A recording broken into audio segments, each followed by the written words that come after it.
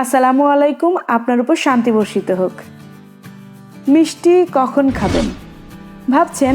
মিষ্টি তো মিষ্টি, এটা খাওয়ার আবার সঠিক সময় কি? হ্যাঁ, আসলে কিন্তু মিষ্টি খাওয়ারও সঠিক সময় রয়েছে। আজকে আমরা সে সম্পর্কেই জানব।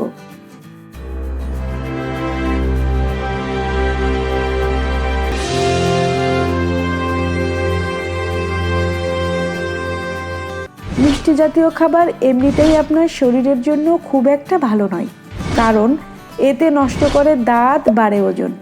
মিষ্টি প্রীতি নষ্ট করে দিতে পারে আপনার সৌন্দর্য। একই সঙ্গে আপনি যখন তখন মিষ্টি খেলে শারীরিক ক্ষতিগুলোর সম্ভাবনাটাও বেড়ে যায় অনেকখানি।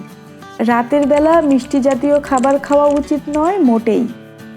অনেকেই রাতের খাবারের পর একটু ডেজার্ট চেখে দেখেন, যেটা আসলে স্বাস্থ্যের জন্য মারাত্মক ক্ষতিকারক। মিষ্টি খেয়ে দাঁত না মাজলে দাঁতের ক্ষতি তো হবেই, এর সঙ্গে রাতের বেলা মিষ্টি খাওয়ায় বেড়ে যায় ওজন বৃদ্ধির ঝুঁকিও।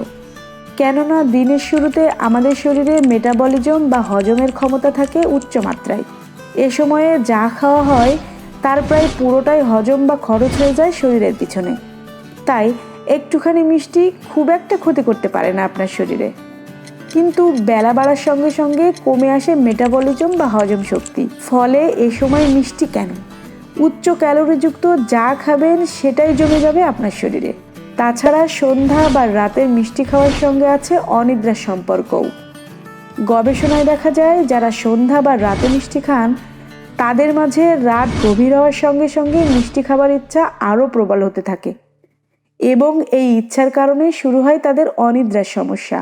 আচ্ছা, তাহলে মিষ্টি কখন খাবেন? মিষ্টি খাওয়া চলতে পারে দুপুর 11টার স্ন্যাক্সের ফাঁকে, তবে লাঞ্চের পরে মিষ্টি খাবেন না। আবার মিষ্টি চলতে পারে বিকাল 4টার চায়ের টেবিলেও। সন্ধ্যা হয়ে গেলে মিষ্টি থেকে ফিরিয়ে নিতে হবে মুখ। আবার ভরপেট খাবার পরও মিষ্টি খাওয়া চলবে না। এখানে মিষ্টি খাবার বলতে চিনি জাতীয় সকল খাবারকে বোঝানো হয়েছে। কেক, বিস্কুট থেকে শুরু করে বাঙালির প্রিয় রসগোল্লা, সাথে চকলেট পর্যন্ত। আশা করছি ভিডিওটি ভালো লেগেছে। খাদ্য ও পুষ্টিগুণ সম্পর্কে আরও ভিডিও পেতে আমাদের চ্যানেলটিকে সাবস্ক্রাইব করুন।